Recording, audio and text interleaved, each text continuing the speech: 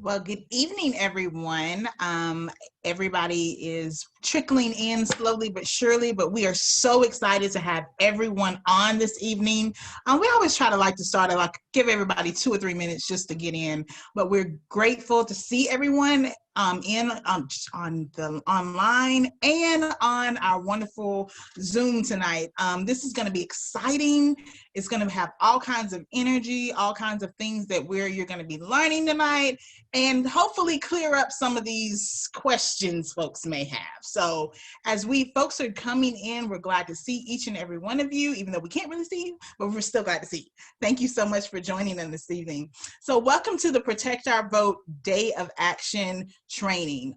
Today's Day of Action is completely focused on you guys, and can focus on the things that you are wanting to know and that you are asking, especially about your voting options this fall, such as how you can vote early and safely in North Carolina starting now, and what you need to know. My name is Danielle Brown. I am the North Carolina State Coordinator for Black Voters Matter, and we are a 365 organization that's happy to be in the house tonight. I'm here tonight with our Democracy North Carolina's Sailor Jones and Alyssa Ellis. So welcome, guys. The dream team's on the pile tonight. Thanks for having us, Danielle. This is great. Great. So together over the next 2 hours, we're going to share basics for voting by mail and in person, tackle real life scenarios, things that can happen, and in your network, what your network may face when voting, and answer some really serious questions. Our hashtags for sharing and all things from tonight are hashtag Protect Our Vote NC. Again, hashtag Protect Our Vote NC. Make sure you're hashtagging it everywhere. All materials from tonight will be shared later to the short link that will be shared at the end, which is dimnc.co/POV training. Again, that's dimnc.co/POV training. So we're so happy to be joined by our supporters, our advocates and partners, and others who care about the fast approaching 2020 election. This is coming, y'all, like 62 days, something like that is coming. As a reminder, tonight's training is a nonpartisan space. So let's keep it that way. Let's keep it clean, keep it pretty, keep it clean. And we'll be sharing the nonpartisan voting information. And during the conclusion of this presentation, answer your questions. So welcome to each and every one of you. So excited. Again, can't see you, but I'm really glad I got you here. So our mission, the Protect is for tonight is welcoming each and every one of you, making sure that you're comfortable in this space, and also making sure that you are, their questions get answered, because again, this is about you tonight. As part of that welcome, we want to remind you that the Protect Our Vote campaign is a 100-day statewide campaign aimed at aligning the collective goals of the organizations engaged with democracy work here in North Carolina. Protect Our Vote specifically exists to ensure the advocacy efforts centered racial justice and the voices of Black and Latinx leaders in its strategy. And direct support to the core issues identified by partners, organizations for the 2020 election. The core working racial justice advocacy priorities are as follows: accessible absentee vote by mail process, ensure safe in-person voting access, language access, rights restoration and enfranchisement, and protect against racist voter intimidation. This is the first of a series of events that we'll be highlighting, highlighting a specific policy pillars. Sorry, guys. Tongue-tied, that's what's going on tonight.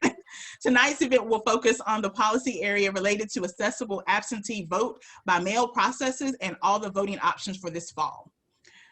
So at this time, I'm going to toss it over to Sailor, who is going to give us a little bit of, tell us what we can do, what we can't do in this environment.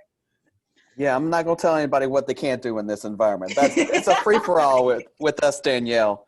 But thank you, Danielle, for that great welcome. We really appreciate it. Before we get this party started tonight, as Danielle was opening us up, I wanted to just take a minute to go over some of the aspects of this Zoom tool we're using tonight. By now, everybody probably on the call is familiar with Zoom, but I want to make sure we have a smooth experience tonight with all the questions you probably will have about absentee voting and our voting options this fall. If you're new to these meetings, know we're using Zoom as a webinar tonight, which means that all of you should be in view only and listen only mode, on mute, and have your video off. It's not that we don't love you and don't want to see you. It just makes the technology work so much better when that video and that voices are off. Our presenters, for the most part, will also stay on mute before and after they speak to help make sure we don't get any fun background noise like we're used to with the Zoom tool. You should be able to see our slides. If you see a bunch of question marks on your screen, you're in the right place. That's the place for us tonight with a bunch of questions. You should also clearly hear my voice, Danielle's voice, and Alyssa's voice, who will be on the line in a few minutes. If you can hear me well through your computer, that's great. Don't do a thing. If you're listening through a computer but the sound is a little wonky, you can always call in with the phone number and code that we send to your email address. So the most important thing for me to share with you, and the most important reason Danielle, Alyssa, and I are here, if you have questions during the webinar, please, please, please jot them down in our Q&A box.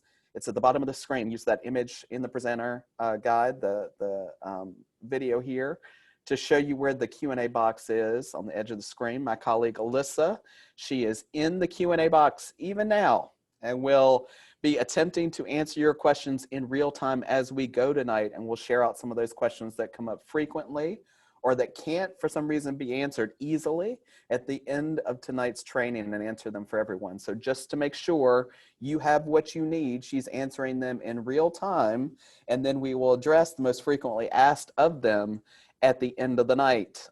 We are also recording this webinar. Damola's on the other end. You can't see her, but she's there recording this webinar, and we'll send that and the slides for this presentation after the webinar. Sometimes that's the most frequently asked questions.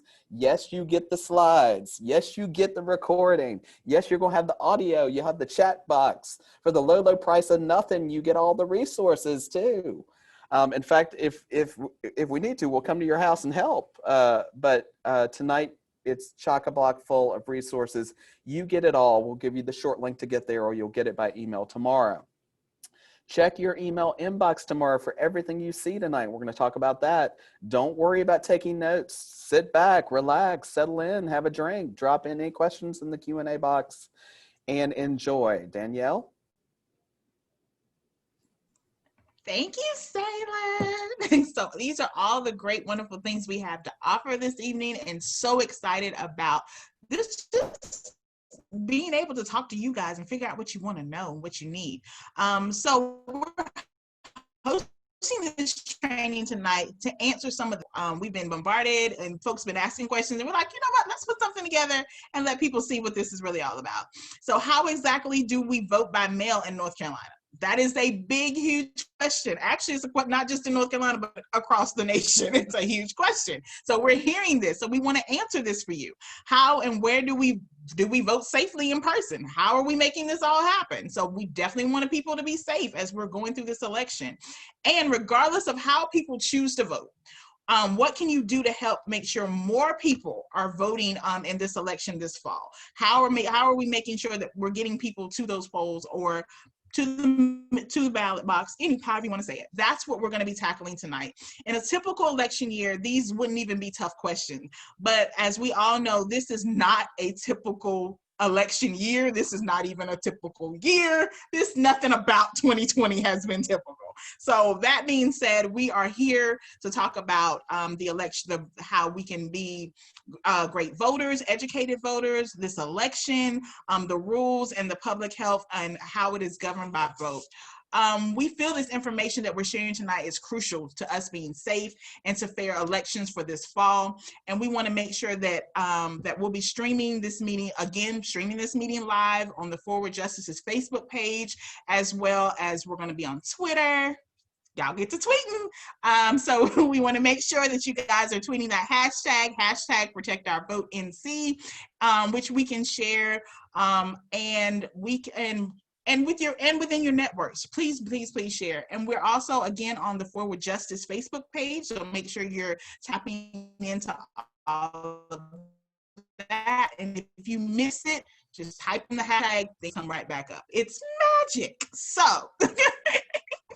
that being said, to do all this, we brought in some experts for this tonight, and it's myself, maybe, question mark behind that one. We'll see in a little bit. Alyssa, who is our Advocacy Director for Democracy North Carolina, and Sailor Jones, who's our Campaigns Director for Democracy North Carolina. So these two I know are experts, so y'all ain't got to worry about that on mine. Once again, team, it's great to have you here. I'm so excited to be working with you guys. It's been so much fun so far. So this night is going to be even more fun. And we'll drop our contact information in the chat box so that you guys can follow up with us if you need anything.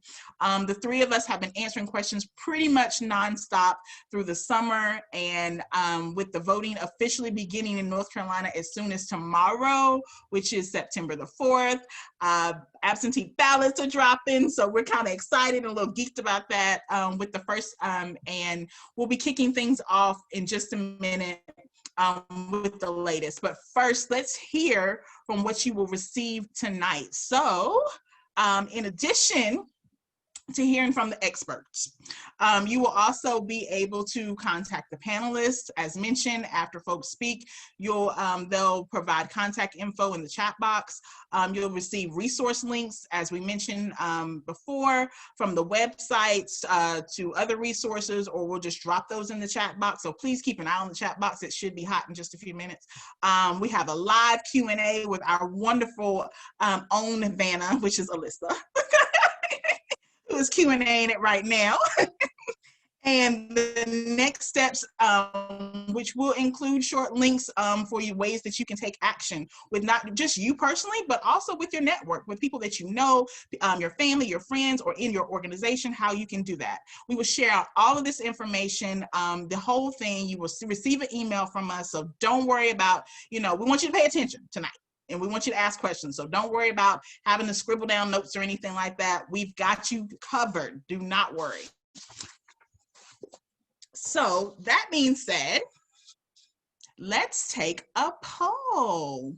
For those of you who are on our actual Zoom, we're going to take a quick poll really, really fast. Waiting on, yeah, here we go. And our poll is as follows. How do you plan to vote? Do you plan to vote absentee, or do you plan to vote in person? So we want you to click one of them, absentee, in person, not sure.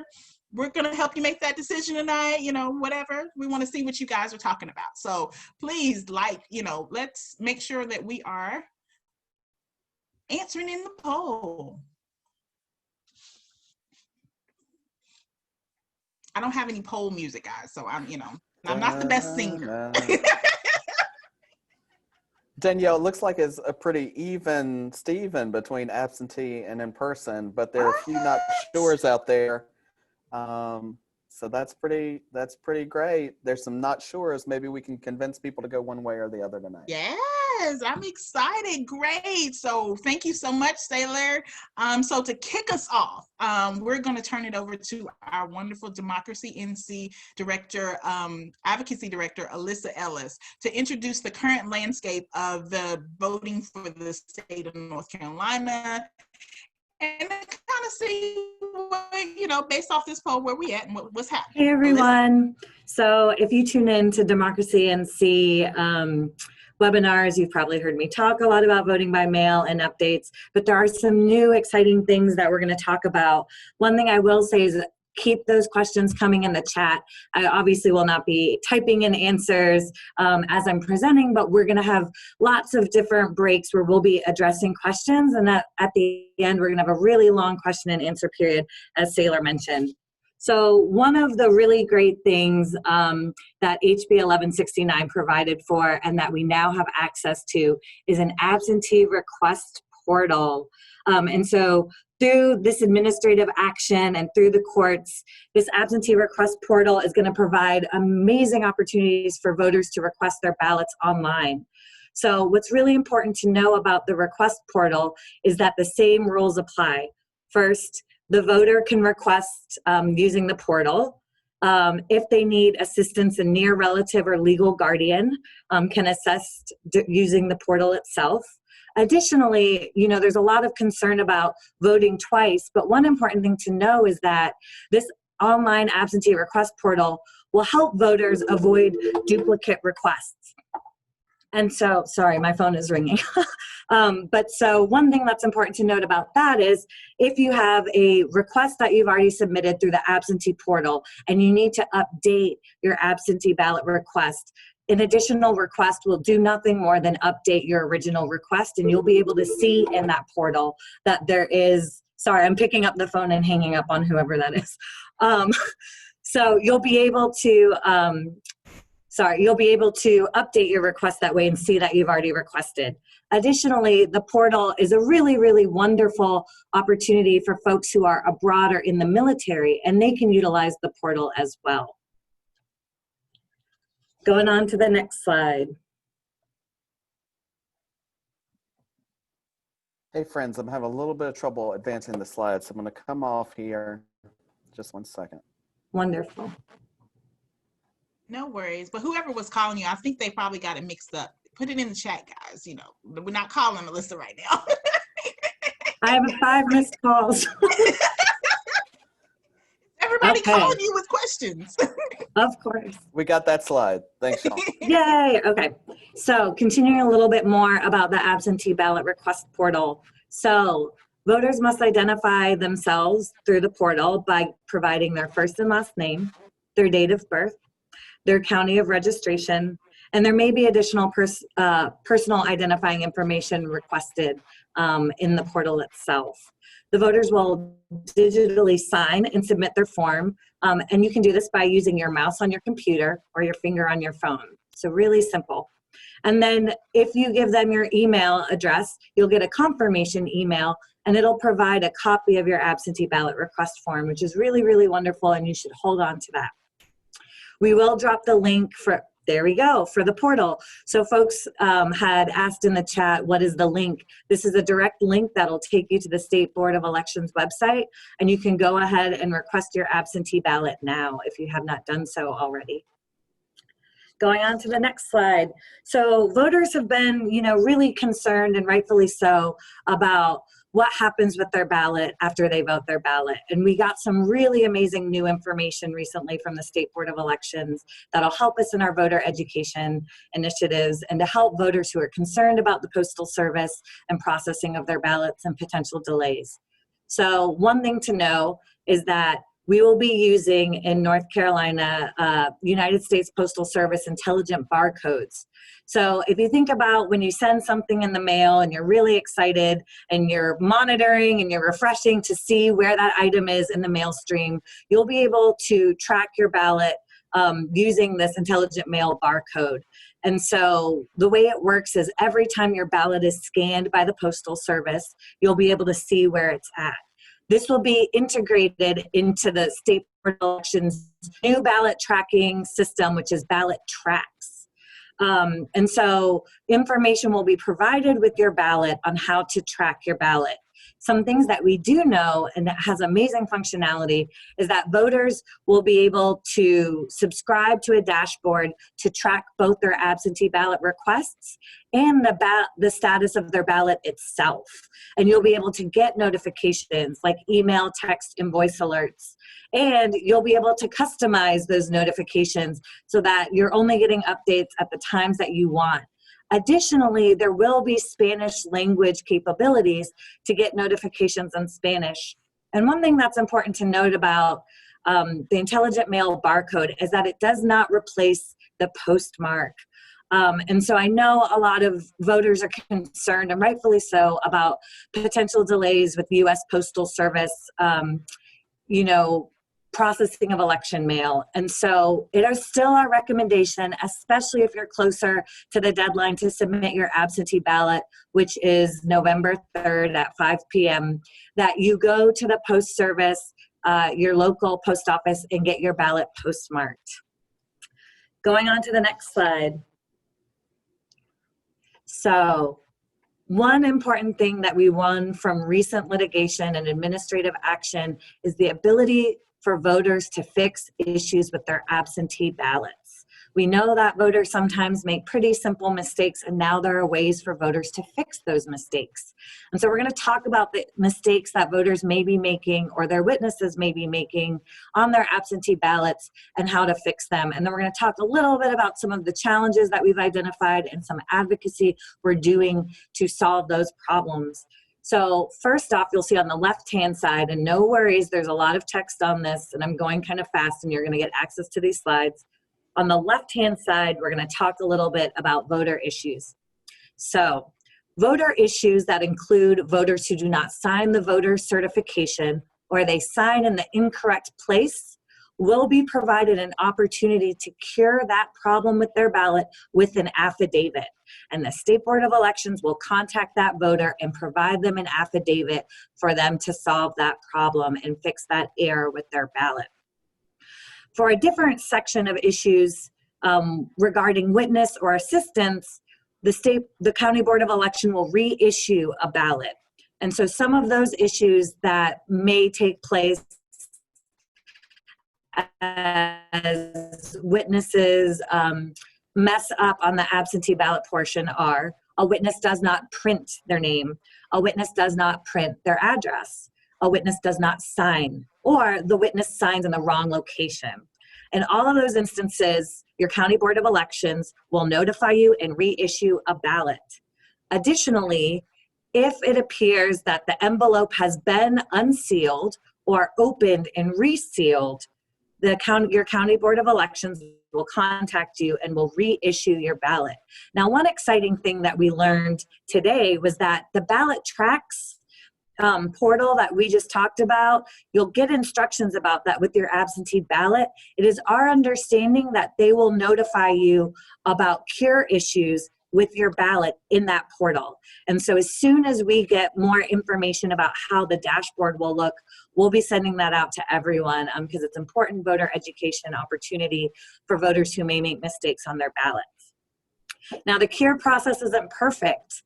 As you see on the left-hand side, there are limited issues that can be cured. And we are concerned about notice for voters. So we're advocating that county boards of elections provide adequate notice to voters in time for them to cure and fix issues with their ballots.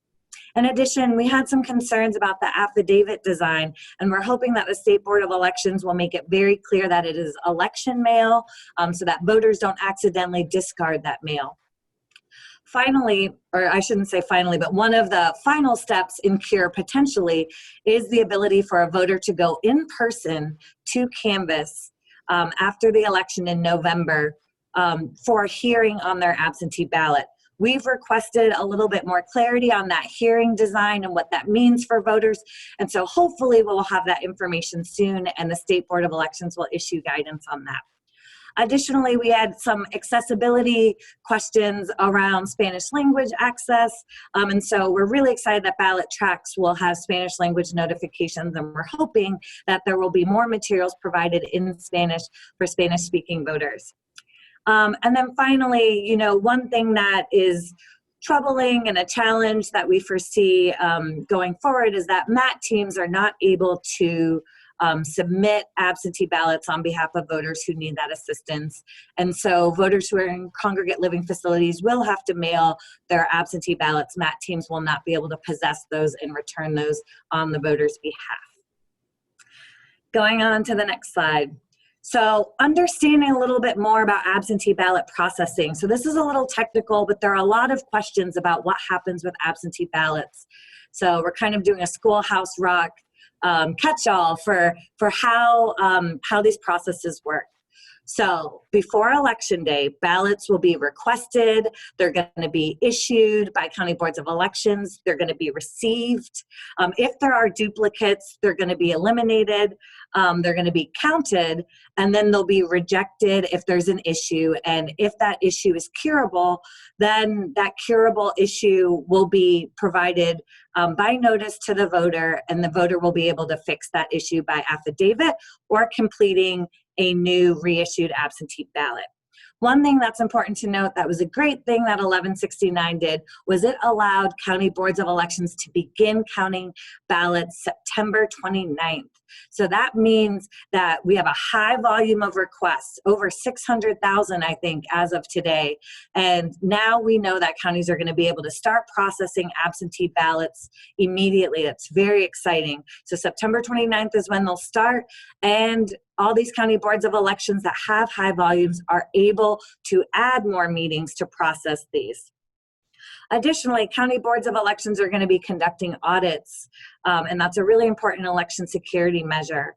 And then finally, these counts that will be taking place will be hand-eye counts, not counts that involve voter information or tallying of the official results of the ballot within. And so that's just an important caveat to know as these ballots are being processed. And then around canvass and cure, which I just talked a little about the cure process. So ballots are secured throughout the process, and there are a chain of custody procedures that county boards of elections use to make sure that all of these ballots are secure. Additionally, there are audits that confirm correct counts and tabulations, and that's another important aspect. Additionally, in canvass, provisional ballots are counted, and it will include a cure process now. And so that is kind of the final reconciliation that county boards of elections take on. And as we get closer to that, there may be some exciting opportunities to help monitor canvass, since that will be a very important aspect for the upcoming election. Going to the next slide. So a lot of folks are nervous about voting by mail, and there were already some questions in the chat about this.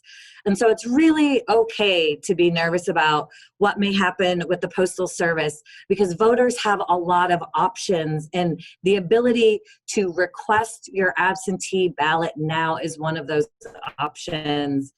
And so it is our recommendation as Protect Our Vote and Democracy North Carolina to go ahead and request your absentee ballot now if you intend to vote by mail.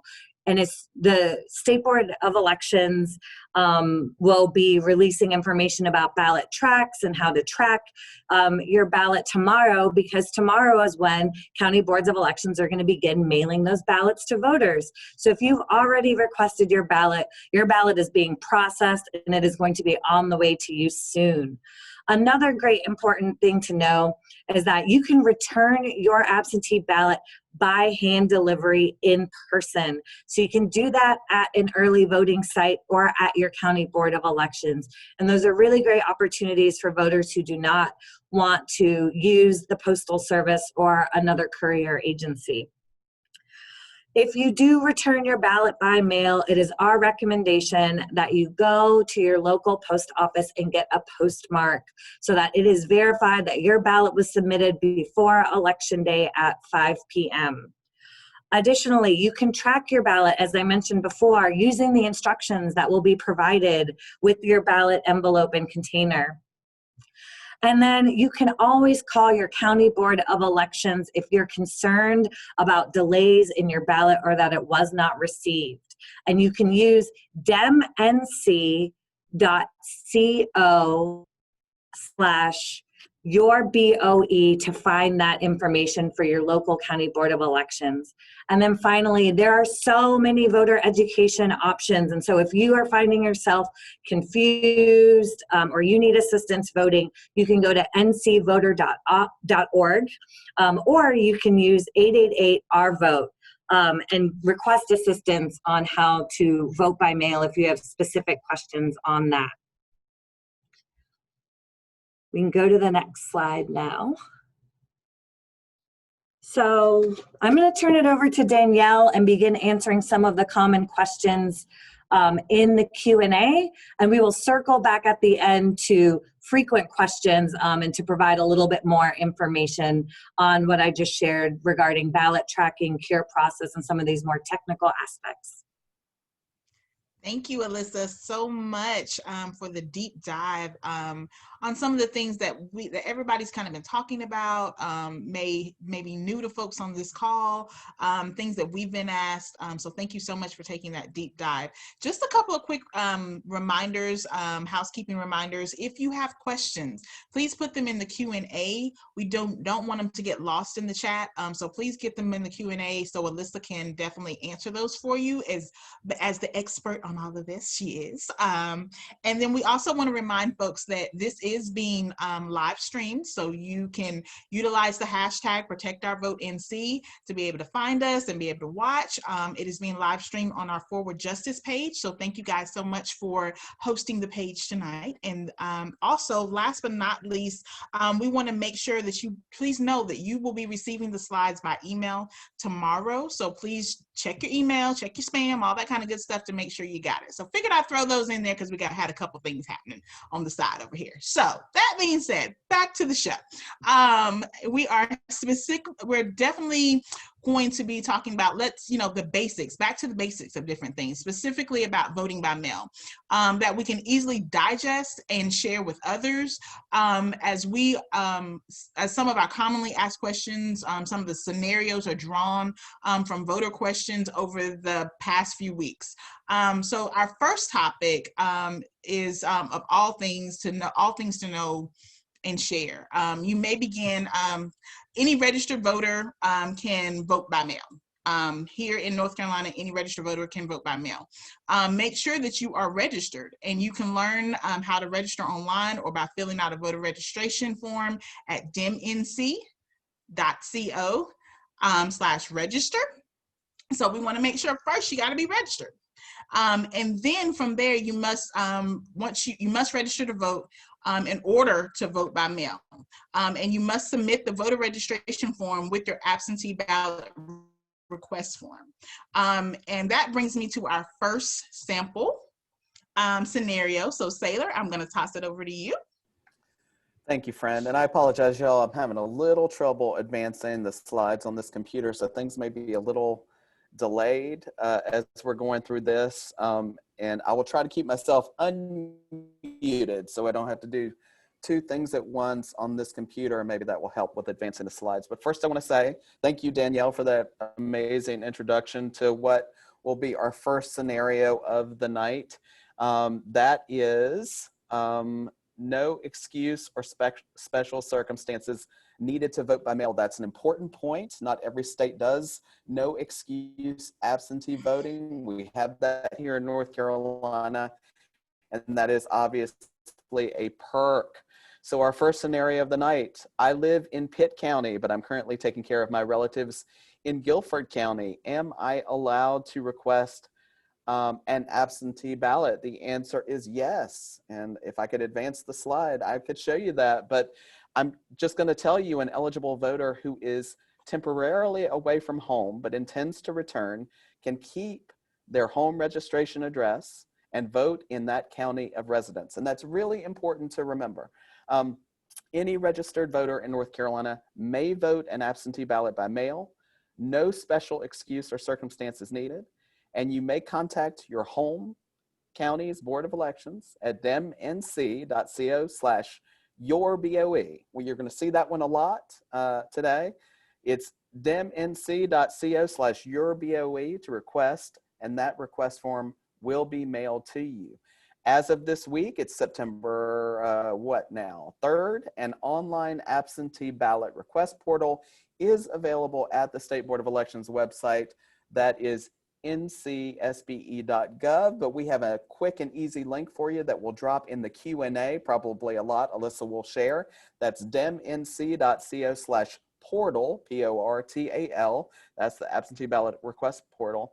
After completing the request form, you may return it to your county board of elections by fax, if you still do that sort of thing, email, mail, or in person. A ballot will then be mailed to the address that you have designated to receive it. Alyssa, we're going to take a deep dive into this question, if you will. Is there anything else folks need to know on this particular topic? So I think one thing that's important about if you are temporarily displaced is that if you need to change the address where you'll be receiving your ballot, you can do that through the online absentee ballot request portal. And so that's just one additional functionality that's important. Obviously, if you have any in-depth questions about your specific circumstance, 888 Our Vote is a really important resource for voters to use if they have kind of personalized specific questions about their eligibility and residence. Great. Danielle, we'll turn it over to you. Awesome. So voting by mail in North Carolina requires 3 basic steps. 1, request your absentee ballot no later than 5 p.m. on Tuesday, October the 27th. That's 5 p.m. Tuesday, October the 27th. Vote the absentee ballot that is mailed to you in the presence of 1 witness. And number 3, return your absentee ballot no later than 5 p.m. on Tuesday, November the 3rd, 2020. Again, that's 5 p.m. on Tuesday, November the 3rd, 2020. And what day is that? It's our Christmas. It is election day. So please make sure it's returned by 5 p.m. Step-by-step instructions for requesting and voting by mail can be found at dimnc.co/absentee. Again, that's dimnc.co/absentee. Many voters have concerns about the U.S. Postal Service and the potential delays in the mailing process, despite the deadlines I just shared. Due to the threat of the post office overload, the hashtag #ProtectOurVoteNC, throw that in there, coalition is recommending that you do not wait to vote by mail. Request your ballot, and if possible, use early voting options beginning October the 15th as a safe alternative to drop your complete absentee ballot to the vote in person. So, absentee ballot request forms are available now. You can print a form and return it to your county board of elections by mail, email, fax, or in person. Beginning this week, which is so exciting for us, you are able to make a request using an online portal. And you can find that online portal at dimnc.co/portal. Again, dimnc.co/portal. We are recommending that you include your phone number on your absentee request form in case something that you write is hard to read. But what if you've been displaced by COVID? As many college students have been and may be in the coming weeks. We really don't know what this is going to look like. So that's going to bring us to our next scenario. So, Sailor. Absolutely, Danielle. That's a common question by a lot of college students. And as we know, rent payment moratoriums are ceasing now. So a lot of people may be displaced by COVID-19. What do we have for them? So we get a common question. I'm a student living on campus now, but not sure if I'll still be here in October and November. A lot of college campuses in North Carolina are shuttering. Can I vote by mail? The answer is yes, you can vote by mail if you want to. You can also vote in person, but we'll get to that. Amid the COVID-19 pandemic, students at colleges and universities who choose to vote by mail should request that their ballot be sent to an address where they know they will receive it. That's a little bit of no-brainer. But if you are temporarily living away or displaced from the residence where you are registered to vote and you intend to return later, then you are not considered to have lost your place of residence. In fact, it can remain your residential address for voting. So that's some good news. If you are registered to vote at your campus address and have not requested an absentee ballot, you may request a ballot. A North Carolina absentee request form is your way to do that, and have it sent to an address of your choosing. This is the best option for students who are registered to vote at their campus address and know they will be leaving their campus address for the remainder of the semester. Now, if you are registered to vote at your campus address and unsure if you're leaving campus, The State Board of Elections recommends that you wait until you know your housing situation before requesting a ballot. Now, our Protect Our Vote coalition might say, if you don't know where you're going to be, voting early in person is a good way to cast your ballot. But this question is about absentee voting, so we want to answer it. Students who have already requested a ballot but must leave campus due to COVID-19 or for any other reason may submit a new request to have their ballot sent to a different address. The first request will not be fulfilled. Students or others who submit a new form can make a note on the new form about this. Now, it can say something like updated or changed to alert the County Board of Elections workers that this is an updated request. In fact, this is a part of instruction that came from the State Board of Elections recently, acknowledging the fact that a lot of students have already requested their absentee ballot and were unsure what to do about the address change. You can find out more, or you can contact your County Board of Elections for details, again, at demnc.co/yourBOE. However, if you've abandoned your place of residence and intend to stay at your new address indefinitely, then you should register and vote to vote at your new residential address. That may be a no-brainer too. If you will be away from your residential or mailing address, but be sure to include the address where you want your ballot to be sent. On your absentee ballot request, if you have moved within your county, you may use the request form to update your residential address and or mailing address. And if you have more questions or concerns, again, you can call your county. The number is at demnc.co/yourBOE. As you can see, we're kind of reaffirming building that relationship with your county BOE if you have questions. But obviously, you can call 888-RVOTE if you have questions or concerns as well. Don't wait. By September 1st, an online absentee ballot request portal. So right now, this week, all registered voters to request a ballot online. And beginning September 4th, county boards of elections are obviously starting to mail out those ballots. So you can do this almost immediately. Again, that's demnc.co/portal. The deadline to request an absentee ballot, again, is October 27th, as Danielle said. And voters must return it by 5 p.m. November 3rd. But you're not going to do that, are you? You're going to do it. You request that thing now. You're going to get that ballot early. You're going to vote it immediately because you got your sample ballot and your nonpartisan voter guide. We're going to talk about that in a minute. But here's a pro tip. College students can update their absentee ballot request information with a new place to send their absentee ballot at the state board's new portal. I bet you can sing it back to me now. It's demnc.co/portal where you can do that now. So even if you've requested a ballot already, you're a college student, you're worried about where it's going to come, you can update where it's returned to at that portal. But students aren't the only one who are being displaced by COVID-19. So to help, we put together a resource that gives people who face eviction or displacement more information on how and where they can register to vote. If you want to see that resource and distribute it to people, loved ones in your networks, you can find those resources and much, much more at demnc.co/resources right now. That said, Alyssa, I just want to turn it over to you. Is there anything we missed in terms of what might be impacting college students and other people displaced by COVID-19? You know, I think one of the important things that sometimes we may not cover is for folks who are currently houseless.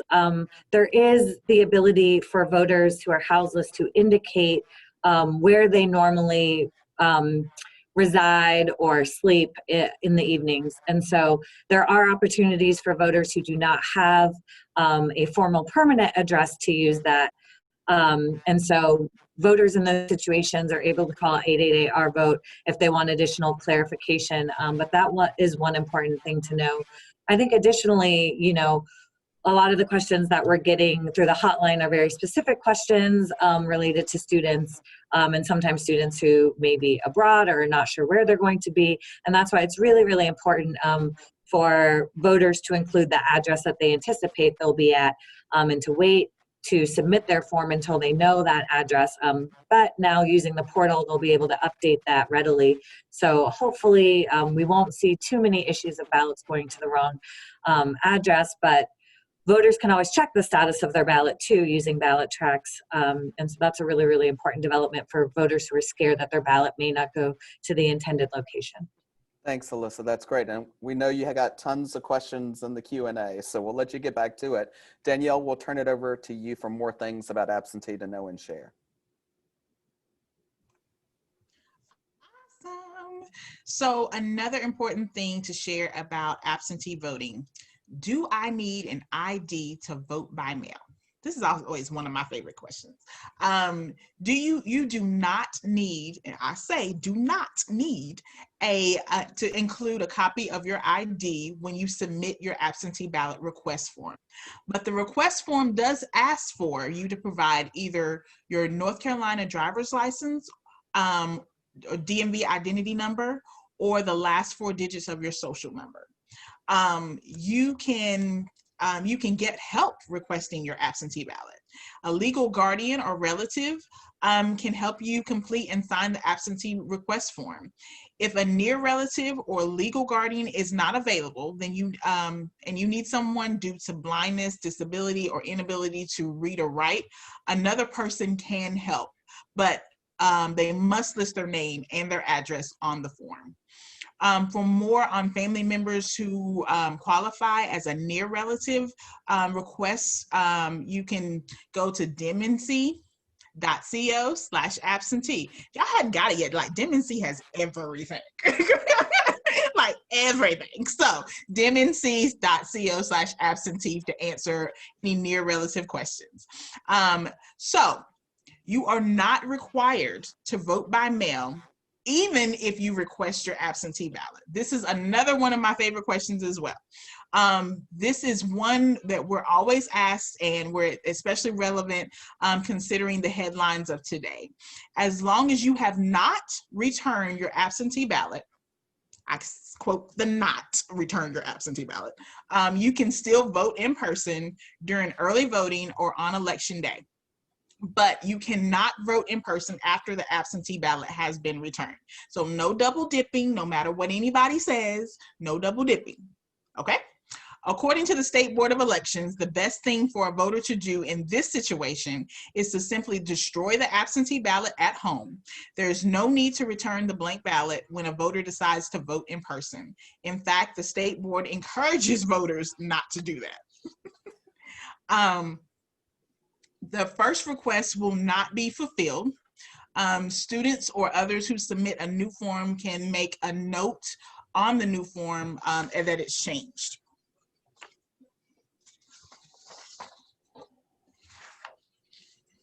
Okay.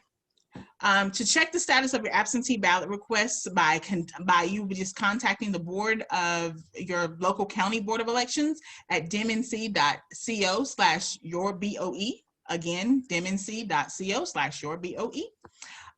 You only need a few things to vote your ballot by to vote your ballot by mail. The first being the paying attention to the detail. Read the instructions very carefully. Before returning your completed ballot, make sure that you do the following.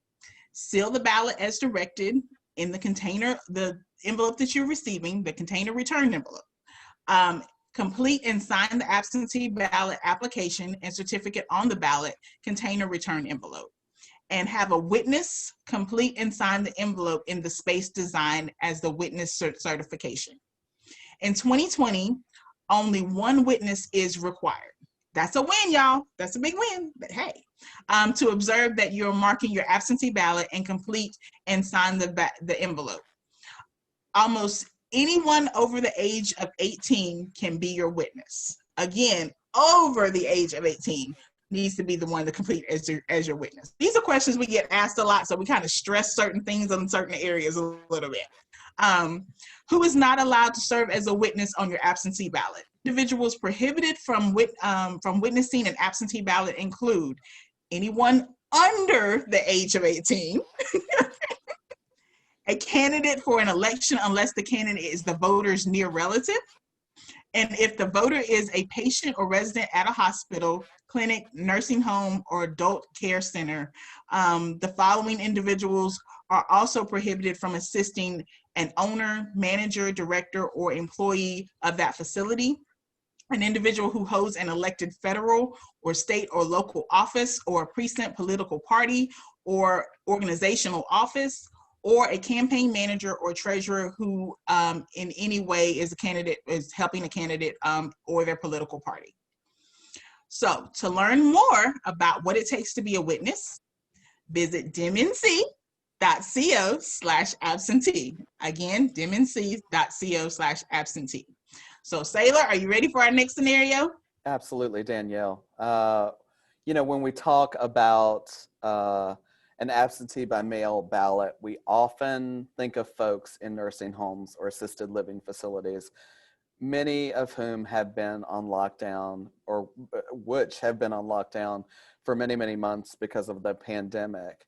So how did they get help? And so one of the third most frequently asked questions we get, I'm living in a nursing facility and I need assistance completing my absentee ballot. Can I vote? Yes, you can vote, but there are some important distinctions in who can help and what they can help with. And so let's talk about that. A legal guardian or near relative can, for example, help the voter with their requests and to mail or return their ballot. FYI, a near relative is defined as and this is a legal term, near relative, a spouse, brother, sister, parent, child, stepchild, grandparent, grandchild, step-parent, mother-in-law, father-in-law, daughter-in-law, or son-in-law. We get a lot of questions about, can my cousin do it? Nope. They are not a near relative under the legal terms, even though they are near and dear to all of us. We love those cousins out there, but nope, they are not the near relative who can help you get your request done or return your ballot. If the voter is unable to receive that assistance from a legal guardian or near relative, any registered voter may request assistance from a multi-partisan team. These are a MAT team. MAT teams are county by county. Each county should have one. A MAT is a group appointed by County Board of Elections to assist voters in facilities with mail-in absentee voting. That's largely what they're there for. So to schedule a MAT visit, if you're in a nursing facility, contact your County Board of Elections at dimnc.co/yourBOE. You're singing that song again too. If neither the voter's near relative or legal guardian is available, and a MAT is not available within 7 calendar days of your request, you called, they didn't come, the voter may obtain assistance from anyone who is not, again, back to Danielle's point, an owner, manager, director, or employee of that same facility, an elected official, candidate, or an office holder in a political party, or a campaign manager or treasurer for a candidate or a political party. So basically what we're looking at is the person who needs assistance in the nursing home facility cannot get assistance from staff of that facility, nor a politico or a campaigner or a politician. Note individuals who are disqualified from helping a voter with their ballot, like this, can't also be witnesses to witness that ballot for the purposes of sending in your absentee ballot.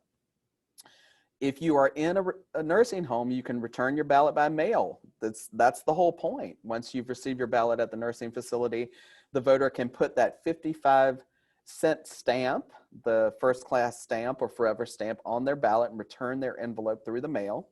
Your ballot, again, must be postmarked by November 3rd, but nobody's doing that, are they?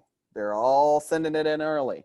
There is no prohibition from the person in a nursing home facility from buying stamps from someone on staff or someone else, a neighbor, but it's important to note that the voter should provide the stamp for their ballot.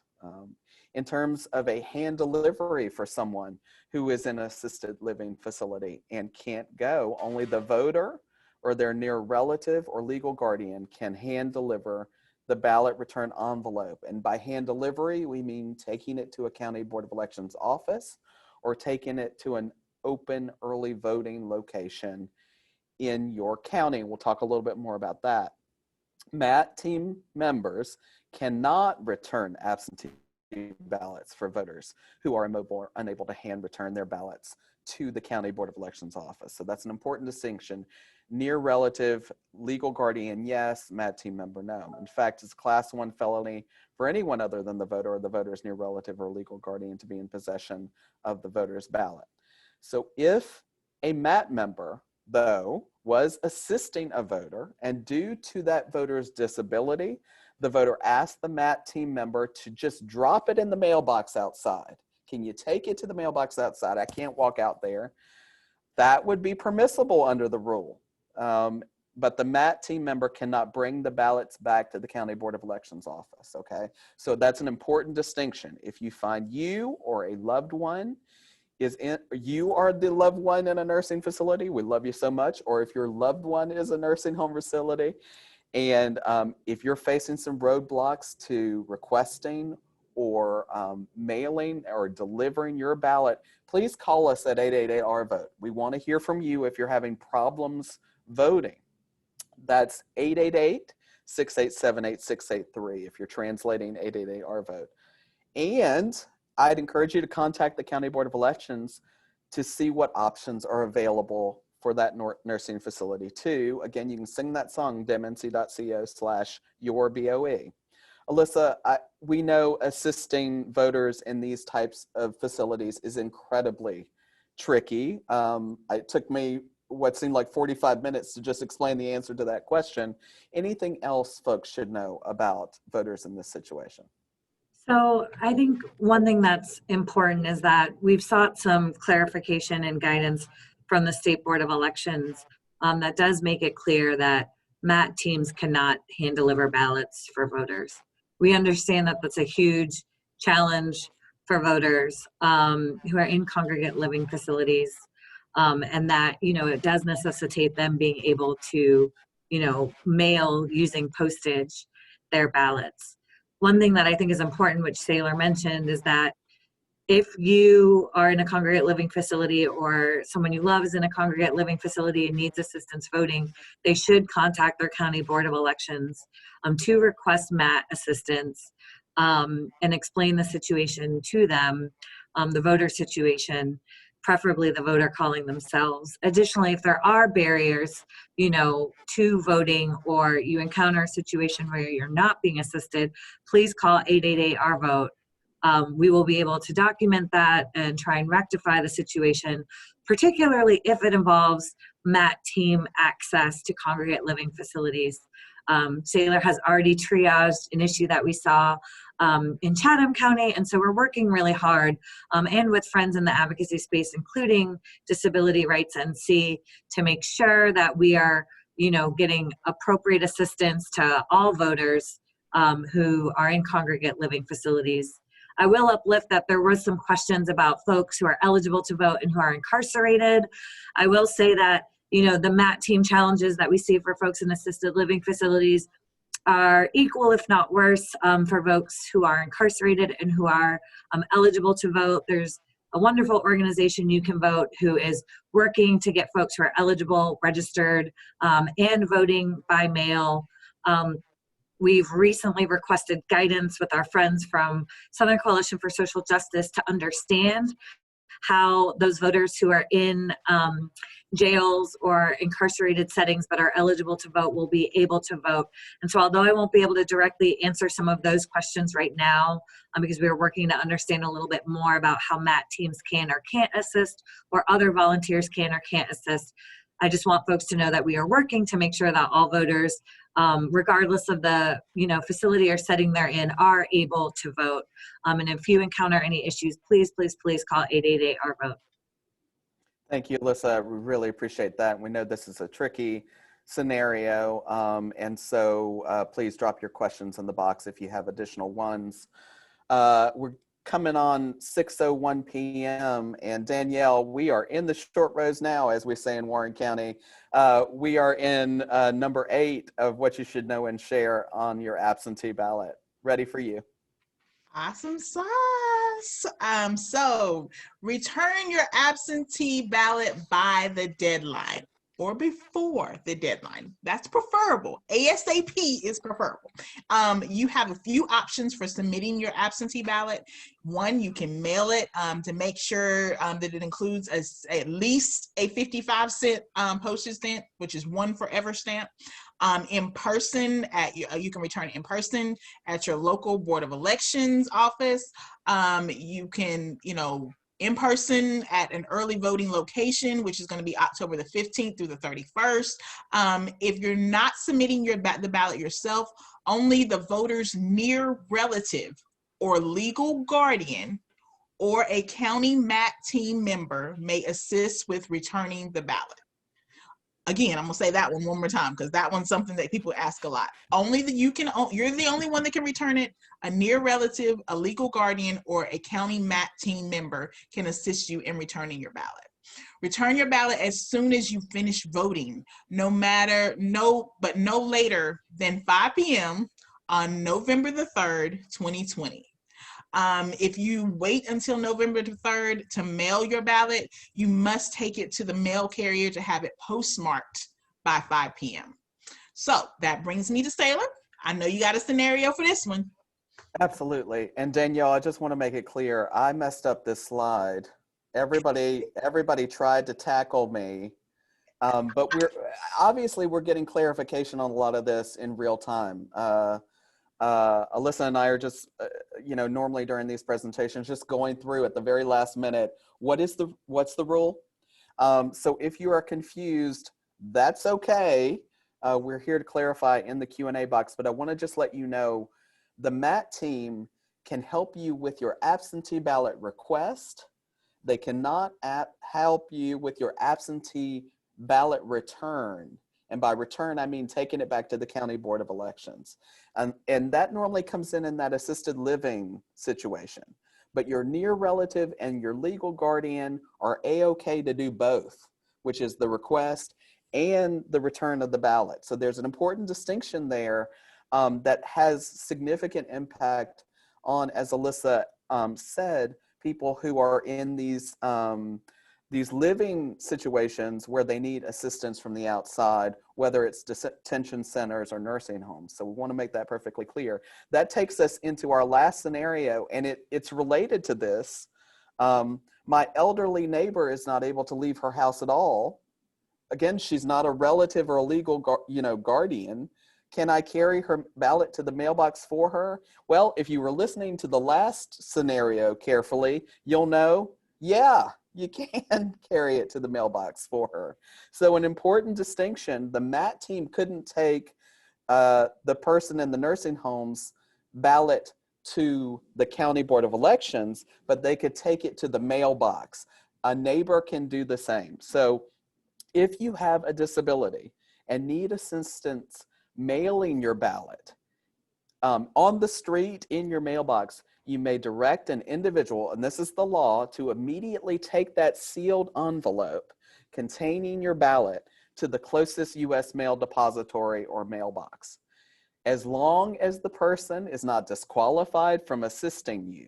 So again, is not one of those people we talked about, can't be a campaigner, can't be a nursing home staffer of a facility you live in. It has to be ready to go. Individuals who are disqualified from serving as a witness are also disqualified from serving as the helper for this purpose. If you have a mailbox at your residence, which a lot of people do, that would be the closest depository for the purposes of the law. And this is a key point. The individual taking your sealed ballot to that closest mailbox must sign the voter assistance certification area on the back of the ballot envelope. Very important to disclose that they helped you, even if it's just taking it to the mailbox because you couldn't. So is there anything else folks should know about returning their ballots, Alyssa?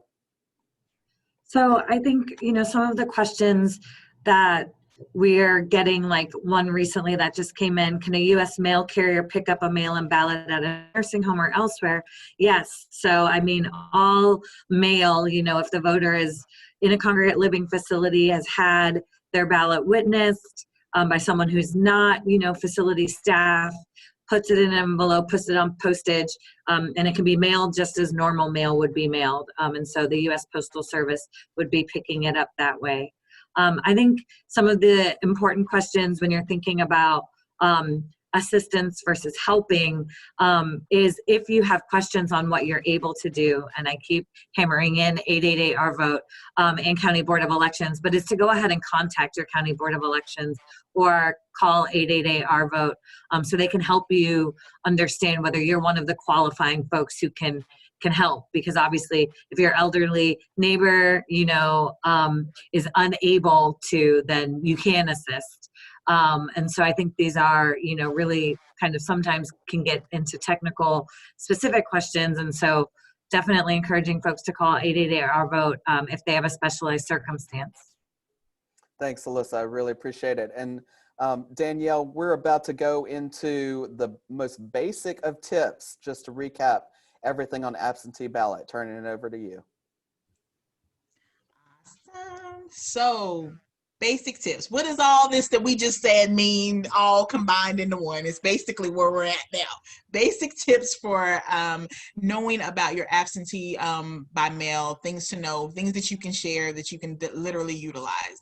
Any registered voter may vote by mail from the safety of their own home. No special reason is needed. No vote absentee. So vote by absentee mail. And when you're voting, do it early to avoid any post office overload or anything that you can think of that might happen on its way. Vote early. On September the 1st, which was this week, you can visit the State Board of Elections website and request your absentee ballot online. You can download it now from dmnc.co/absentee. Super, super easy, everybody. I mean, super easy. Don't wait for the deadline to request your ballot. You need to request it now. To be safe, experts say you should submit your ballot on or before October the 15th. Just a kind of a guideline to kind of give you on or before October 15th is when they're saying you should do it. But you do have up until the deadline. Hey, but we want to do it early. We want to do it now. The ballot comes with a return envelope and instructions. Follow them very carefully. Mark your ballot with a witness nearby. You and the witness must sign to certify the certified part on the envelope. Mail the envelope to your county board of elections, or you can hand deliver it to the board of your local board of elections, or you can wait till early voting and take it then. It's up to you. We've got options here. And don't wait till November the 3rd by 5 p.m. That is the deadline, but we're not encouraging you to wait that long. To be safe, experts say return the completed envelope and the ballot the same day as you receive it, or within 2 weeks prior of November the 3rd of the deadline. So these are just basic tips. This is what all of this, everything we've said, all in one, things we want you to remember to ensure that your ballot is getting there and it's getting there on time. So Alyssa, is there anything that we missed in the basic tips? So I think, what we are really, really telling folks to do is to go ahead and flatten the curve right now. And so request your ballot now. As soon as you receive your ballot, go ahead and vote your ballot. I think one thing to think about regarding timing is that if you requested your ballot, by mid-August or so, you should be receiving your ballot, by September 10th, September 15th. And so if you haven't received your ballot and you're concerned about it, call your county board of elections to just make sure that your ballot is coming and on the way. And so we're really encouraging voters who are going to vote by mail to go ahead and vote by mail early. And for voters who feel comfortable, in-person voting is a great option. We have more days and hours than ever for, early voting. And so just reminding folks that it's okay to not vote by mail if you would prefer to vote in person. And Alyssa, we were going to go through very briefly, can I help someone is a big question. I know we have a lot of advocates on the call tonight who are raring to go to help people vote by mail. And we want to make sure they understand the exceptions related to that. So could you go through a few of those right now? Yes, so I think one thing important to know is that helping someone voting by mail is a little different than formally assisting someone by completing something on their behalf. And so when we're talking about assisting a voter in their absentee ballot request form or ballot, there are some key things to know. And we will be updating a one-pager from Absentee that we'll be sending out to everyone that has the most up-to-date guidance from the State Board of Elections. But basically, someone who's helping a voter by explaining the process to them, giving them a blank, it must be blank, absentee ballot request form, cannot fill out that request form on behalf of the voter or hit send for them. That's an important limitation. The voter must be submitting that on their own. Additionally, because you can request an absentee ballot via email, there are some special guidance that was issued from the State Board of Elections to help ease their processing. Now that the portal is live, it is much more streamlined, and voters are just signing and submitting it in that portal, which is amazing. But if a voter is completing their request form and submitting it via email, someone who's helping that voter can photograph that completed absentee ballot request form that was completed by the voter themselves, and help them set up the email. But the voter themselves must hit send on their own. And additionally, the recommendation we got from the State Board of Elections is to include language such as, I affirm that this request is for myself and I'm personally submitting this. I think most folks have requested their absentee ballots via mail, via online portal now. We're seeing those numbers skyrocketing. But for folks who are still doing that via email, that's some important thing to know when you're helping someone. The other thing to know is a lot of folks can have received mailings regarding blank request forms. So if you're helping a voter, you can give them a blank absentee ballot request form, but no part of that form can be pre-filled. And so there were some questions in the Q&A about, I received blank absentee ballot request forms, what does this mean? And so a lot of well-intentioned, great organizations are trying to encourage folks to vote and giving them the opportunity to request an absentee ballot by providing them with a blank form. You do not have to complete that form if you would rather use the online portal. If you've already submitted an absentee ballot request, you don't need to submit another one. And a really important thing to know, as I mentioned before, is that if there is a pre-filled form that you've received that may have typed in information for you as the voter, you should just discard that request form. And so we have a helpful online resource that we're updating that talks about how to help voters through this process and what can and can't be done. And as always, 888-OUR-VOTE is the go-to if you have a question. Thank you, Alyssa. And, you know, if you're worried about voting by mail, I mean, we just spent about 75 minutes working through the basics of voting by mail and a lot of the technical clarifications that have come from a state that isn't used to voting by mail, right? About 3 to 4% of voters voted by mail in 2016. 61% of in-person voters use early voting. And so we want to allay a lot of the fears that are out there tonight as well. We don't just want to give you technical details that will make you more afraid. We want to make sure you're calm and soothed. Hopefully you're still drinking your drink. You're sitting back and relaxing. But I really want you to think about voting by mail as a means to vote early, right? And avoid problems. But there's a really incredible way to vote early in North Carolina, and that's called early voting. 17 days of it, friends. So first and foremost, before we transition into what I think should be the most important part of the night, and what you probably didn't come here to listen to, is if possible, don't request an absentee ballot just in case. You know, we're hearing a lot of people say, I want to request just in case. But we're also hearing that the requests might create resource logjams on the County Board of Elections. We already have over 500,000 people who have requested. And so we want to propose to you that vote early, whether by mail or in person. And let's talk about those 17 days of early voting, because by far North Carolinians' preferred method of voting is the 17 days of early voting. We know it, we love it, we cannot live without it. And so let's talk about what that is, because we're even getting a lot of questions with all the talk about voting by mail. Can I vote in person? Yes, let's talk about voting in person. And thanks to early voting advocacy by grassroots activists just like you and some last minute emergency action by the State Board of Elections, we have more weekend options than ever. We have more sites than ever in a lot of the counties. In those weekend options, in a little over half of counties are Sunday voting.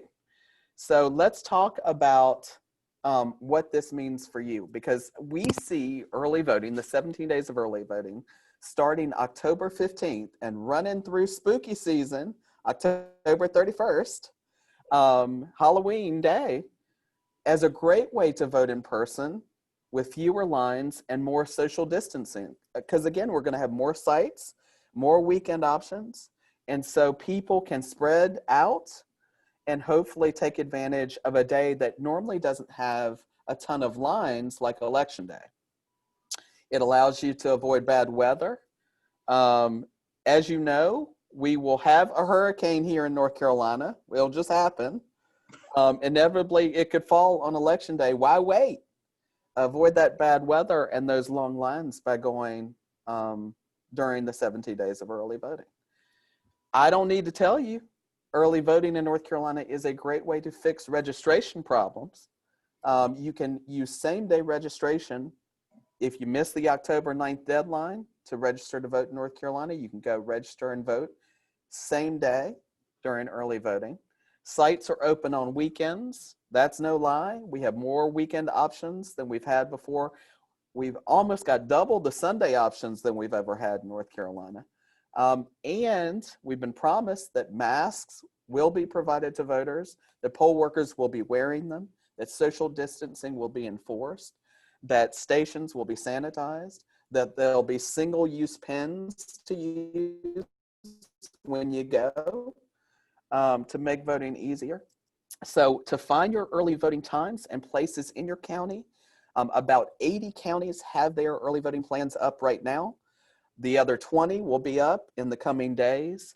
All you have to do is go to ncvoter.org right now, and click on your early voting options, and you can look up your county's early voting options and start making a plan. If your plan's not up yet, I saw that Forsyth County's was not up yet because their plans were determined this week.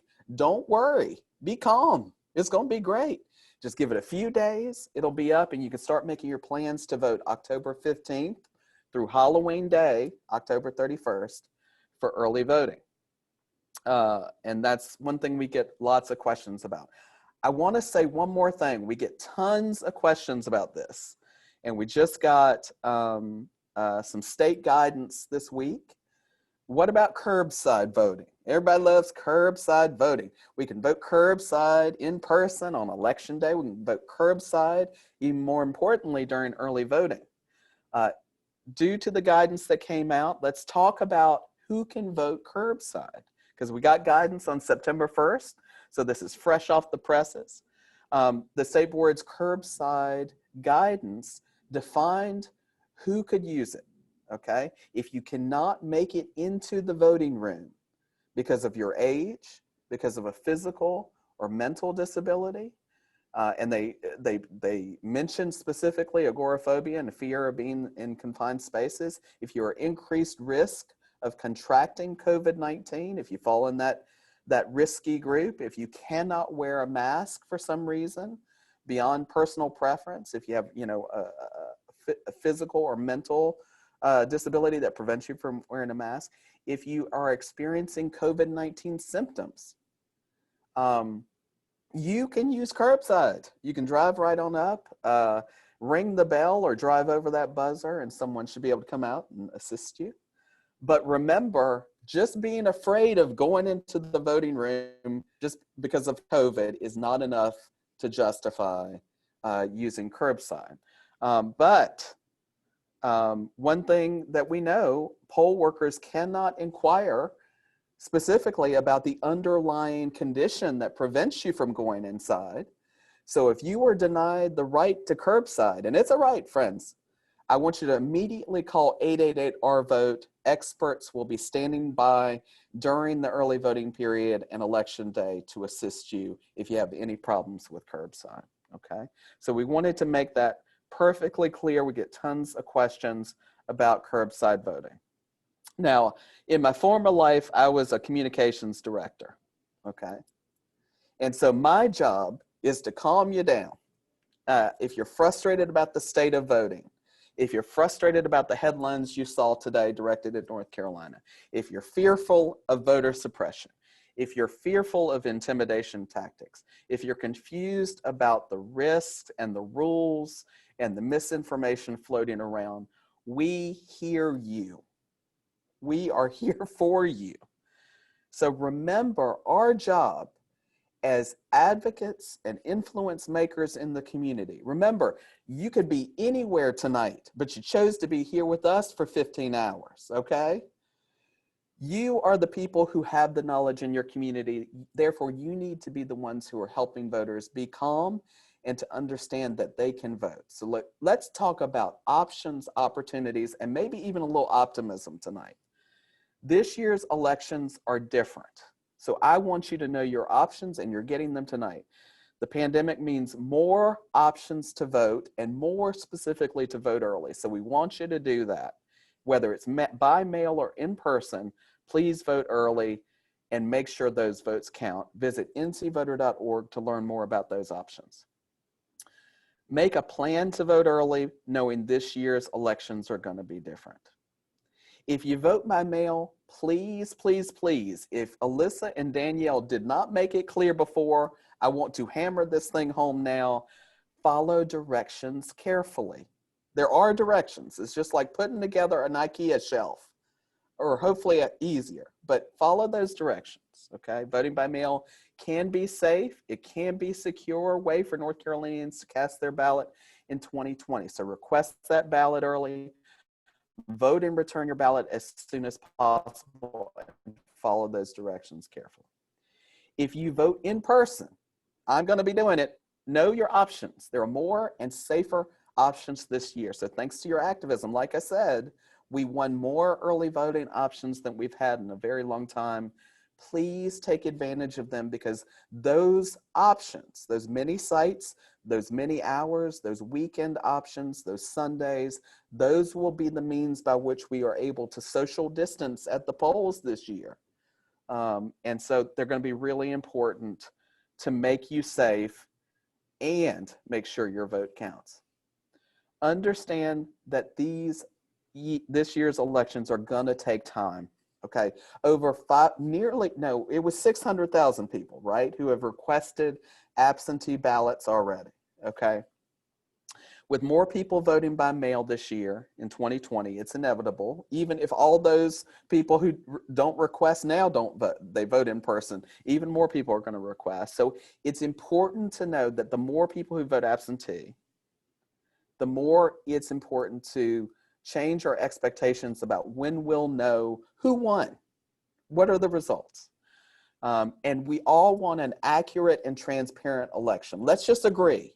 We'll take accurate and transparent over fast any day with our elections. And know those results are going to take a little longer. For example, the day of canvass, when counties examine absentee ballot results, typically happens 10 full days after the election, okay? A lot of people don't know what the day of canvass is because we don't use absentee voting a lot in this state. Get familiar with the day of canvass. Get familiar with your county board of elections. Go to meetings, understand the process.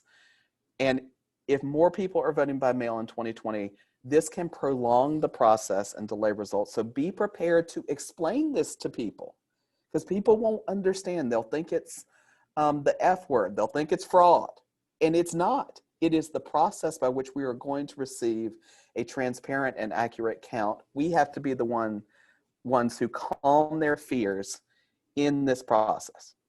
In the meantime, I want you to help protect our elections, okay? We're all here together. Become a poll worker. It's National Poll Worker Recruitment Week. Become a poll worker.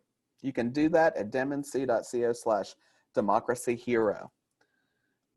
You can help people stay safely inside the polls, or you can do it outside by being a vote protector. Democracy NC has the largest field program for vote protectors in the country, demnc.co/vote protector. You can assist voters inside or outside. So there are many ways you can help people and protect the vote this year. Visit demnc.co/take-action to learn more. And protecting our elections. It's going to be just more than about being a poll worker or being a vote protector. It's going to be about sharing the things that you learned tonight with everyone you know. So if you're worried about voting by mail, like a lot of people are, and someone comes to you and says, I'm worried about voting by mail too. Don't say, me too, things are terrible, and throw up your hands and walk away. Say, that's okay. Did you know there's this great thing called 17 days of early voting? You don't have to vote by mail. You can vote in person with me. Let's put on our We Vote mask and go in person, okay? We're gonna go together, it's gonna be great. So let's spend some positivity into this. That brings us to our next polling question. Demola, I don't know if you're there, but we want to talk about it. Do you feel like you know where to go for resources on voting, regulations, and updates? Let us know in the poll.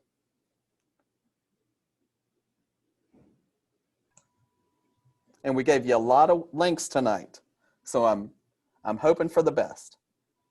Fingers crossed. Fingers crossed. Fingers crossed, because, you know, not really sure.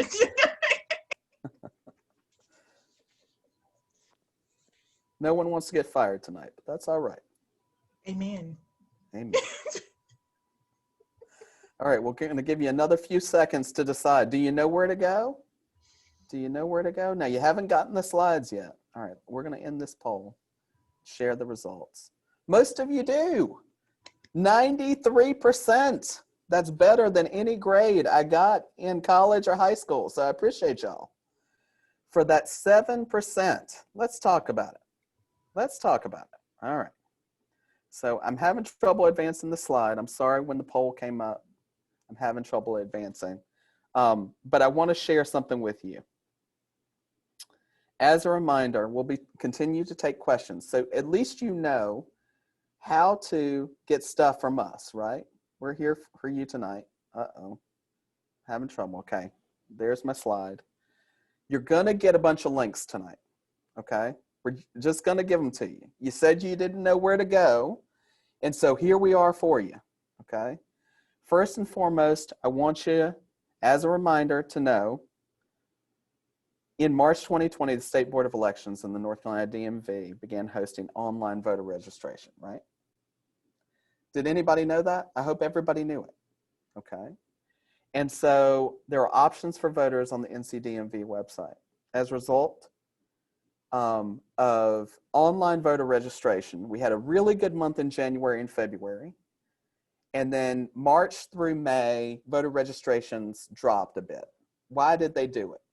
Well, it was this thing called a pandemic, and everybody was sheltering at home. But in June through July, people have rebounded, and we're now above where we were with registrations this year, okay? That's part and parcel to online voter registration. You can go right now and register to vote at demnc.co/OVR. I'm gonna try to advance this slide. I'm having the biggest trouble doing this, y'all. I apologize. So I'm gonna move forward and hope for the best. Let's see if I can keep clicking. We'll see what happens. There's this other link. Oh, this is why you can't get resources, because nobody can advance a slide. Let's see if we can do something. Okay. Sorry, y'all. I'm gonna stop share right now.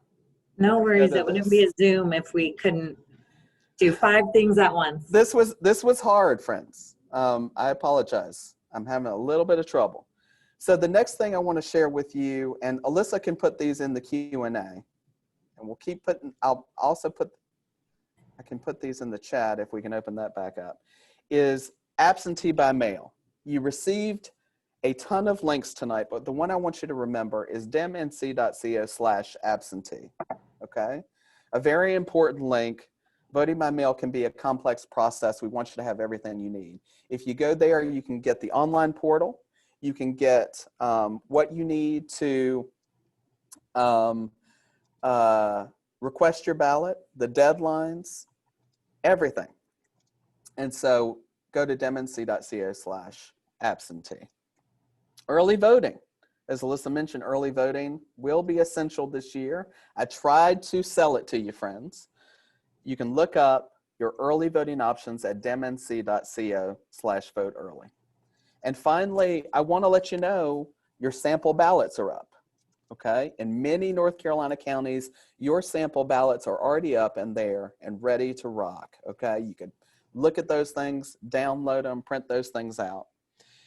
And so you can look up your sample ballot at ncvoter.org. You can find the helpful link. You can find step-by-step instructions. You can also find, we just posted this today, a statewide nonpartisan voter guide. So even if your absentee ballot came tomorrow, and they're being mailed out tomorrow, so that's almost impossible, but if it did, you could go to ncvoter.org, look up your sample ballot, get a nonpartisan voter guide, vote tomorrow, not saying it'll happen, and send that thing in when? As soon as possible. Okay. So we are almost to the conclusion of our evening, if we've answered all of the questions, but Alyssa, I doubt that we have, friend. So are there any questions in the time we have left, which is 27 minutes, to lift up some of the most important questions that we've had tonight? Yes, so we have a bunch of questions, I think 57 of which have been answered. And I don't know if folks who are tuning in can see dismissed, but usually they were either duplicate questions or more information that informed a question that was already posed. And so some of the top questions that I'm gonna attempt to address in this section, and you can keep putting questions into the Q&A, and anything we don't cover will be issued in an FAQ after this, are questions about whether we have secure drop boxes, some questions about curbside, in-person voting, some questions about double voting, and I'm really happy that you just touched on voter guides because someone had asked a question about that since, you know, voters are looking for information on what's on the ballot, and so that's a really, really important thing to note, which is that voter guides are available and will be mailed out. Additionally, the State Board of Elections will be mailing out its judicial voter guide. And this year that will include absentee ballot request forms. And so that State Board of Elections judicial voter guide, when you receive that, if you haven't requested your absentee ballot, you can use that form to request your absentee ballot. And you can return that via fax, via email, or via snail mail. But in digging into the questions that I just named, so secure drop boxes. In North Carolina, we do not have secure drop boxes for absentee ballots themselves. We do know that a lot of county boards of elections have drop boxes for things like voter registration forms or absentee ballot request forms.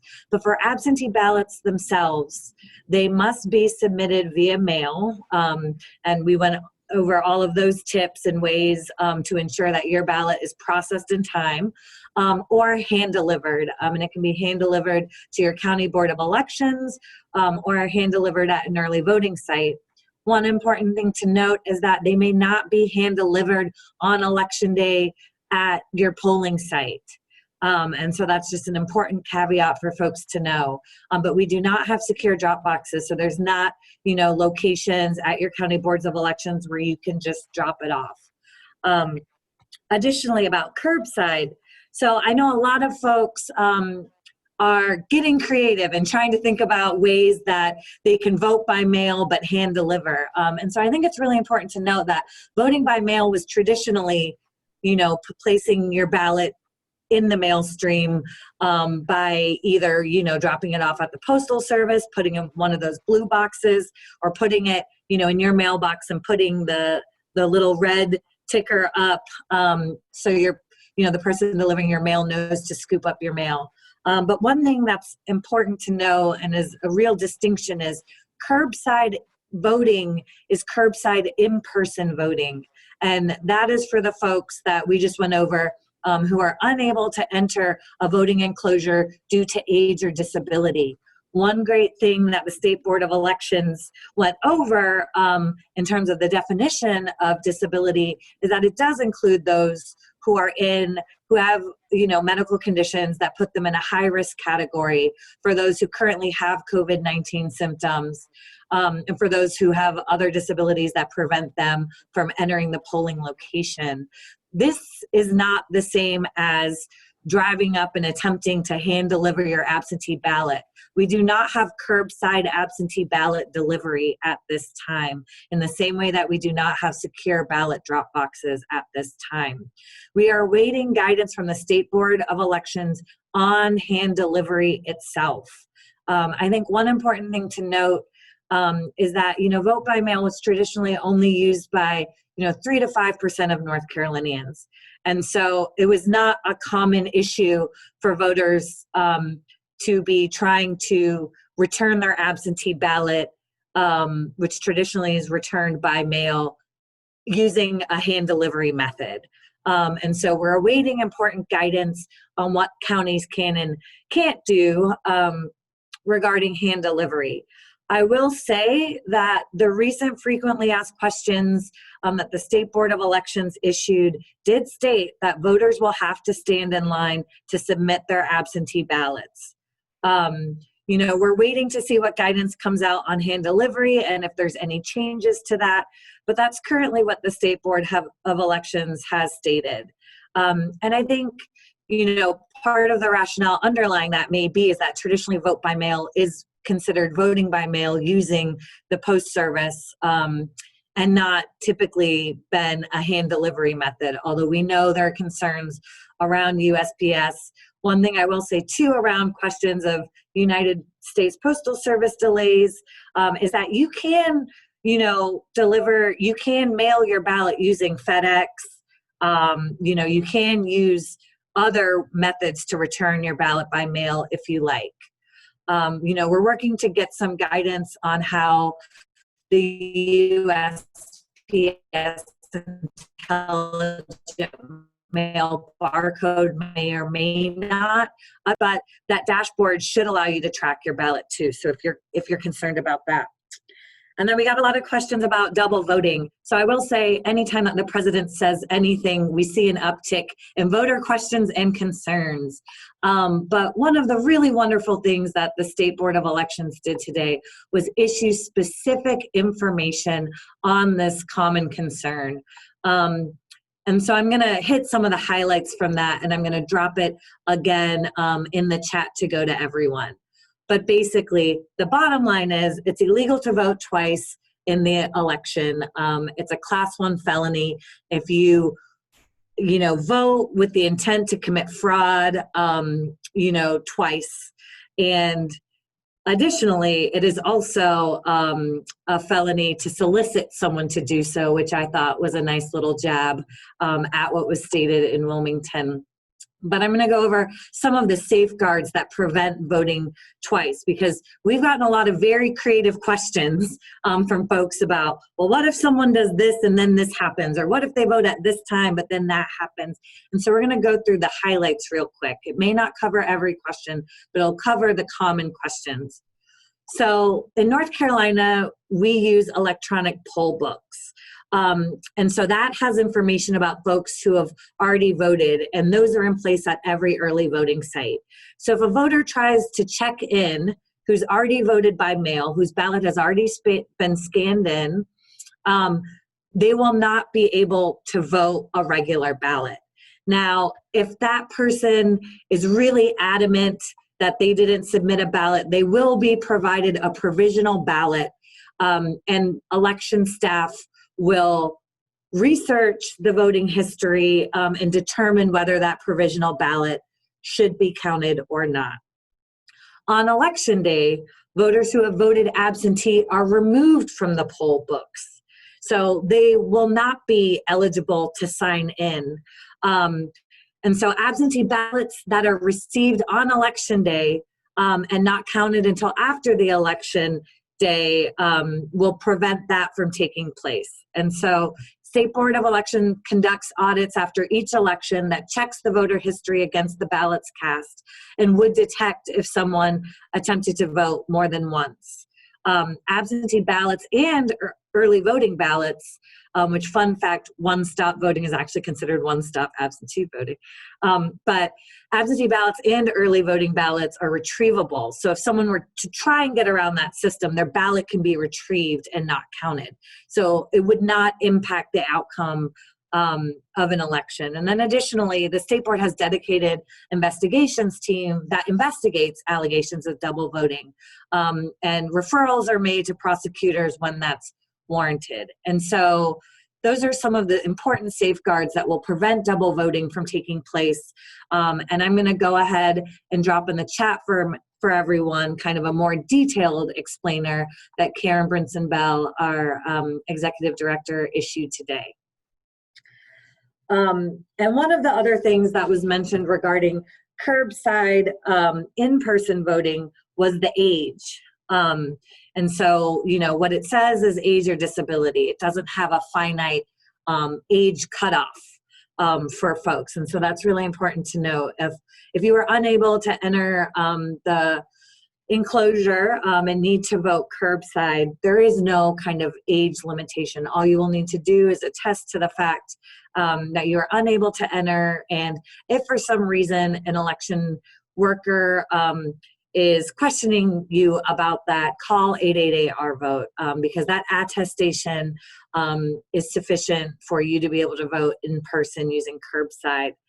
And what I'll say regarding some of the hand delivery questions is that as soon as guidance comes out, we will share information with voters and update resources if there are options for voters to skip lines or hand deliver in other methods that currently aren't provided for in recent guidance.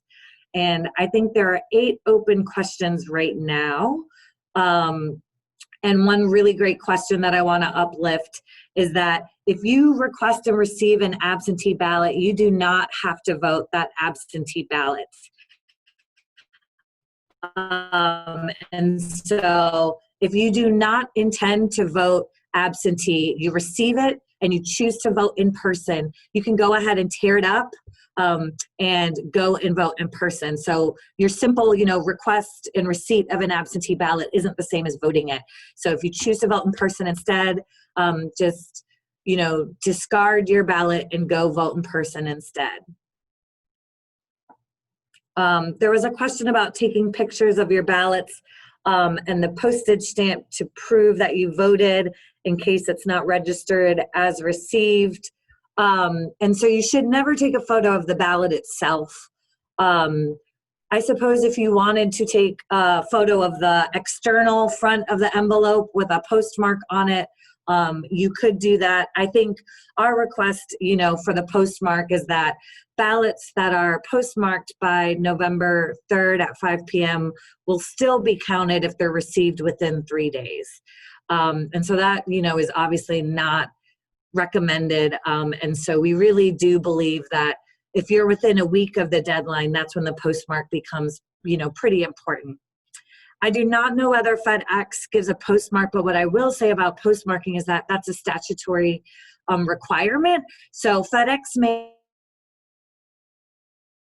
have something that isn't a formal postmark that may or may not meet that statutory mandate. And since most voters are voting using the postal service, that tends to be what we're looking to. But I will just say, the best way to ensure that your ballot gets there in time is to vote it as soon as you receive it. And so to make a plan, if your witness doesn't live with you, to get that witness lined up so that you can vote. And the witness will be protecting your privacy. And so one creative thing that folks have mentioned is, they just need to know that you are voting your ballot in their presence. And so, you can have a barrier between you, glass, but they will just need to confirm that they witnessed you completing your ballot. I don't know if there are other questions, Sailor, that you caught in the chat that I may not have caught, or Danielle as well. So John Fleming asked the question, and he said he was listening closely, and he was. It can be confusing. He says, just to be clear, for homebound voters who get a non-near relative or non-guardian to witness the absentee ballot, which is okay, can that witness drop the ballot in the mailbox as long as she is not otherwise prohibited? Obviously, a candidate nursing home staff. Yes, so if they're impaired and unable to move, the answer is yes. Okay, I'm done with that one. What role do board members have in counting, reviewing ballots as opposed to employees? And I know we see board members a lot in the day of canvass. Yeah, so board members are present for reviewing ballots, but staff are the ones who are usually running the show. And so the election staff will be the folks doing the processing. Board members, they'll be noticing the meetings, and present will decide if additional meetings need to be set. We'll be monitoring County Board of Elections as DemNC, and so we'll be monitoring the kind of flow and volume and issues that counties may be having. And so those meetings will be noticed. We are still waiting to see what remote access will be present for folks potentially for processing meetings that would be independent of regular scheduled Board of Elections meetings. But as soon as we have that information, we'll be having another DemNC link for folks to plug in for County Board of Elections monitoring. And Robin Bedingfield, Robin has a question that was answered earlier. And Robin, just so you know, this will appear on the slides you receive. So you'll have this for posterity. But she asks, are absentee mail-in ballots, even if they're received early at the BOE, not going to be tabulated prior to November 3rd? So they're going to do what they call like a hand-eye count, and they'll be entered into the poll book so no one can vote twice, but the ballots themselves will not be counted until Election Day, and those items not publicly available until after the election. Judy says, if someone votes by mail but dies before November 3rd, will that vote still count? A woman in hospice wants to know, and she badly wants to vote. So, I mean, if you're alive when you vote, your vote will count. I don't think there's actually a way for Board of Elections to know the time that someone was deceased. And so if they were, filled it out, voted, it'll be counted. And last but certainly not least, last question of the night. We're going to get out 10 minutes early, which has never happened in a meeting that we've been on. Joanne Durham, will you be making a video of how to fill out the envelope? And I'll tell Joanne myself, we have made a absentee video. We did it to get the word out about how to do the process before we had the actual envelope, because the envelope has been redesigned. And so it's not the actual envelope, but what we can do is send you to demnc.co/absentee. You can link over to the State Board site to see a copy of the envelope, and go to demnc.co/absentee to see our new video with the process of filling it out. So those two powers combined activate, you get the video of your dreams and a sample of the ballot envelope. Well, friends, it looks like Alyssa answered more questions than ever. I wish we could send over Postmate a drink to you, Alyssa, but very well done, my friend. And Danielle, can you bring us home tonight? Take us home, my friend. Absolutely. So thank you guys so much. Thank you to my amazing experts that were working this left and right. Thank you, Sailor, for calming us this evening, bringing all the calm that you bring. Thank you so very much. Thank you, Alyssa, for answering over 70 questions in real live time, guys. So you guys had some real live answers coming at you right at it. So definitely thank you guys so much. We want to thank Forward Justice, absolutely, for being our wonderful Facebook host and for always being a part of the team. And thank you guys, all of our Protect Our Vote organizations that work together on this coalition. This has been such a great and fun ride tonight. So thank you so much. And thank you all for attending our hashtag Protect Our Vote NC Day of Action training on the options of voting early. As a reminder, all materials that you are seeing or that we had tonight will be available to you. You will get an email tomorrow.